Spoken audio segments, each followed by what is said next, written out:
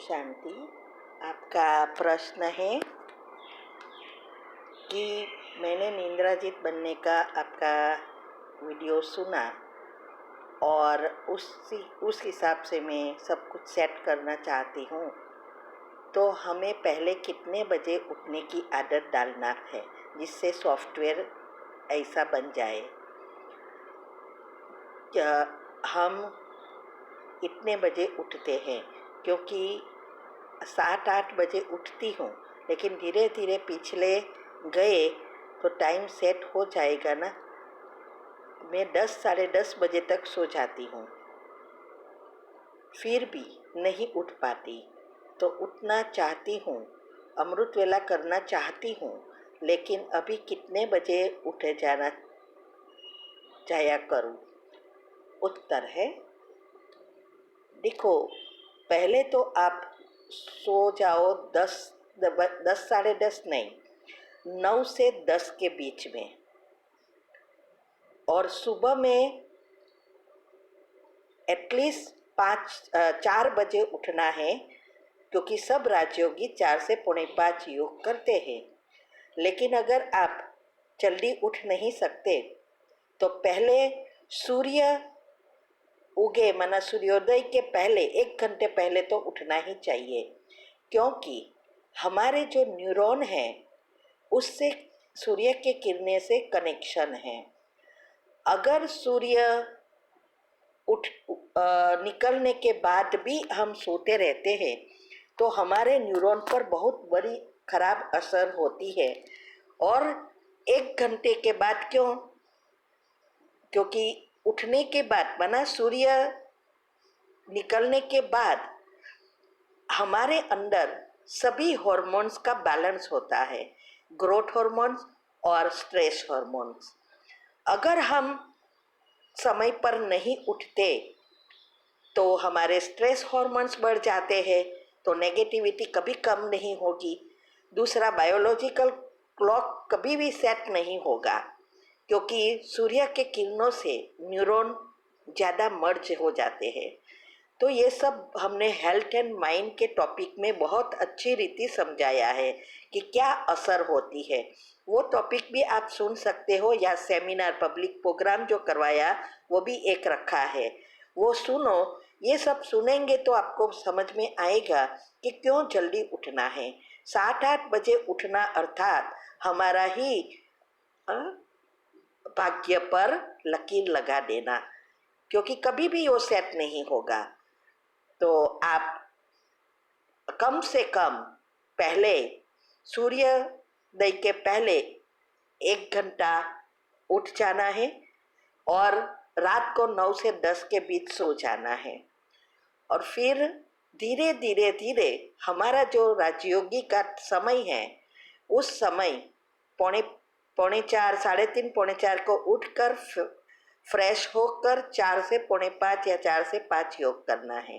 वैसे अमृत वेला 2 से 5 का है।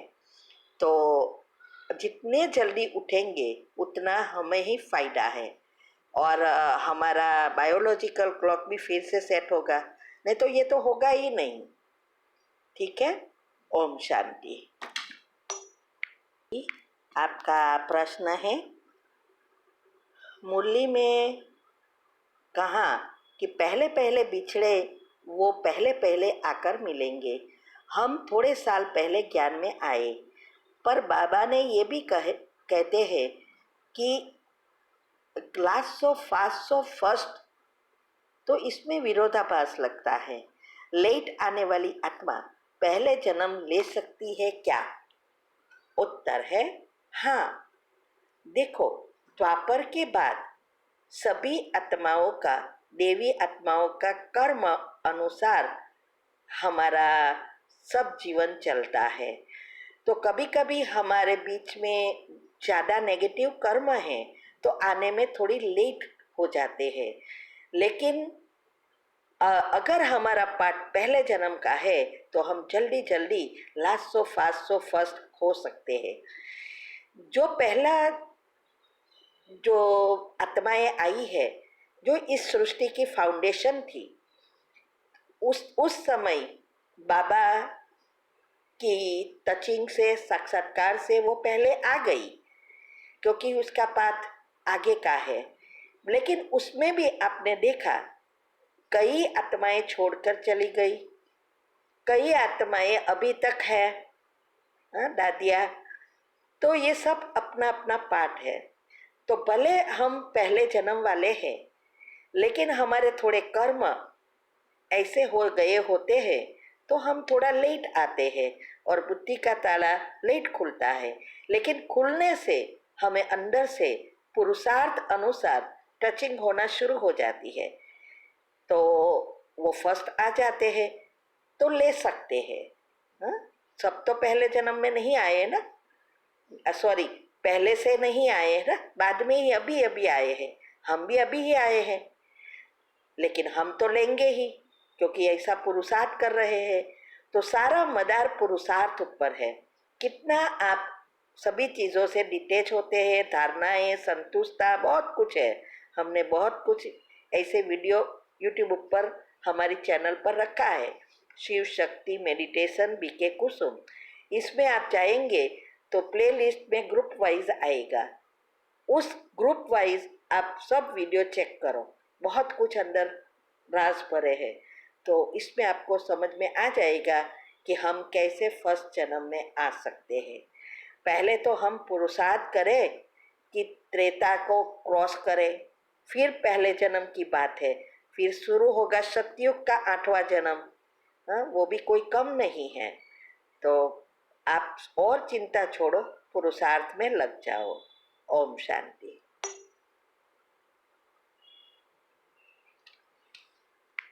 प्रश्न है,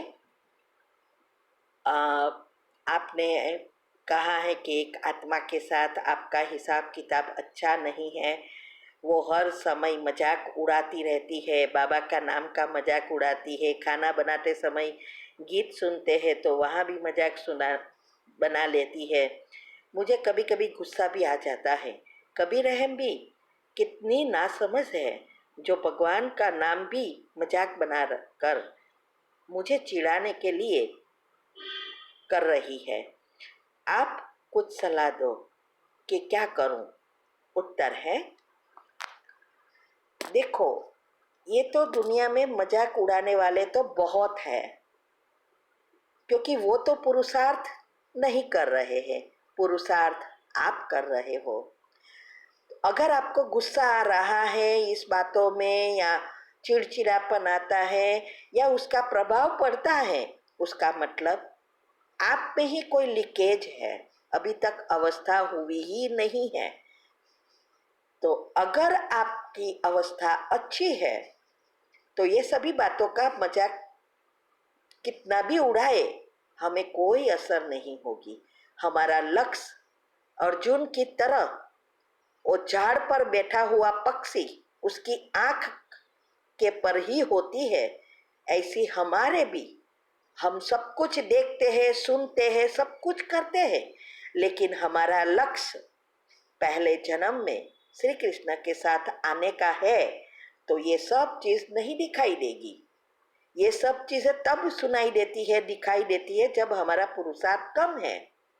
इसीलिए इस आत्मा को रोज आप सुबह में अमृत वेले के बाद उसको क्षमा की कमेंट्री कर उसको माफी दे दो, और सारा दिन यही सोचते रहो, जैसे युगल के लिए सोचते हैं वैसे इस आत्मा के लिए भी सोचो कि अब इस आत्मा के साथ मेरे हिसाब किताब चुकतू हो गए।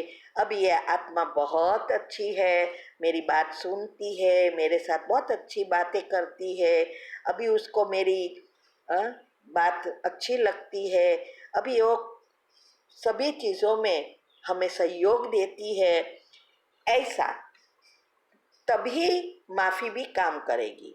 सारा दिन आप क्या उसके लिए भरते हैं वही आपका सॉफ्टवेयर बनता जाता है, और नेगेटिव लेयर जब तक नहीं बदलेगा तब तक उसके बदले में उसके लिए आपके विचार नहीं बदलेंगे। इसीलिए रोज समा की यो कमेंट्री करके छेल्ले अच्छा अच्छा सोचना है, और दिन भर भी यही सोचना है। वो कितना भी बुरा करे, कितना भी हंसी उड़ाए, आपको देखते हुए नहीं देखो सुनते हुए नहीं सुनो। हाँ? क्यों उसकी आप माइंड पर लेते हो?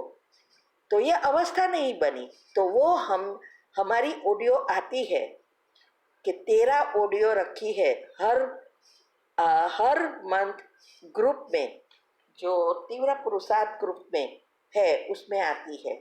एक के एक तारना, ये सुनते हुए नहीं सुनना, देखते हुए नहीं देखना, क्योंकि हम घर में रह रहे हैं, सभी प्रकार की आत्माएं हैं, सभी के साथ हमारे हिसाब किताब है। अगर हम उसमें नए हिसाब किताब बनाते ही रहेंगे तो कब हम संपूर्ण बनेंगे? इसीलिए ये सभी धारणा के साथ मुख्य धारणा, देखते हुए नहीं देखो, सुनते हुए नहीं सुनो, ये करेंगे तभी हम आगे बढ़ सकेंगे। तो वो आपको करना है प्रैक्टिकल में। हाँ, तो वो क्योंकि हमने तो जो हमने किया है वो बता रहे हैं, करना आपके हाथ में है। तो अगर आपको उसके बारे में नेगेटिव विचार आ भी जाए, तुरंत 3 बार कैंसल करो और उसको पॉजिटिव में परिवर्तन कर 3 बार भरो। एक के एक विचार पर अटेंशन देना पड़ेगा। तब बैंड बाजा वागे, गाली दे, मारे, डीजे बजता हो, टीवी में अच्छी सीरियल चलती हो, कोई असर नहीं होगी। तब ये अवस्था कहा जाएगा। ठीक है? ओम शांति।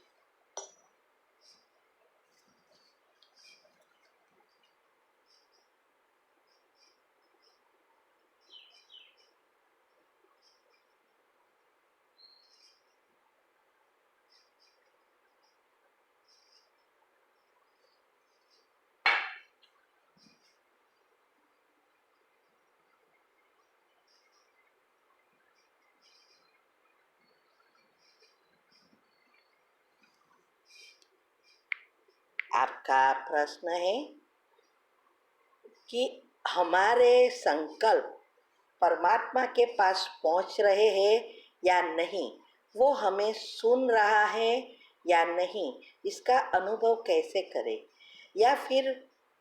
या इस बात का बस फेट मना विश्वास करके हम चलना है?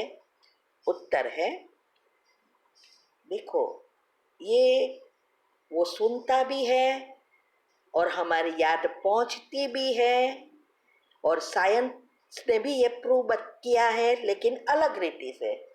जो हमने यूट्यूब पर हेल्थ एंड माइंड के टॉपिक में भी समझाया है और कुंडलिनी चक्र में भी, सेमिनार में भी समझाया है कि कैसे ये सुनता है, कैसे हमारे वाइब्रेशन पहुंचते हैं, और कैसे ये योग से संचित कर्म भी भस्म होते हैं। तो ये सुनता है, सब कुछ करता है, लेकिन हमारा रिसीवर अगर अच्छी रीति काम नहीं करता तो हम नहीं सुन सकते, या हमारे संकल्प चलते ही रहते हैं और हमें कम्युनिकेशन करना नहीं आता उसके साथ, तो नहीं पहुंचेगा। याद तब पहुंचती है जब हमारी पॉजिटिविटी आती है। तो ये सब बातें हमने समझाई है, और योग के लिए भी क्लासेस रखे हैं, वो सब अच्छी रीति सुनो, पढ़ो, और फिर आपको अनुभव होगा, क्योंकि हमारे पास तो बहुत अनुभव है। कई बार कोई चीज़ हमें नहीं मिलती, वो ढूंढ देता है, लेकिन हमारी बुद्धि की लाइन एकदम क्लीन एंड क्लियर है। इसीलिए कोई भी चीज़ कभी कभी थोड़ी देर लगती है तो मैं झगड़ा भी करती हूँ, लेकिन वो कर देता है। तो ये सब करने, ये अवस्था ऊपर आधारित है। अगर आपकी अवस्था है तो आपको जरूर अनुभव होगा। विश्वास, फेथ तो रखना ही है पहले से, तभी तो अवस्था बनेगी, लेकिन अंधविश्वास नहीं रखना है। उसका अनुभव करने के लिए पुरुषार्थ में लग जाना है। ओम शांति।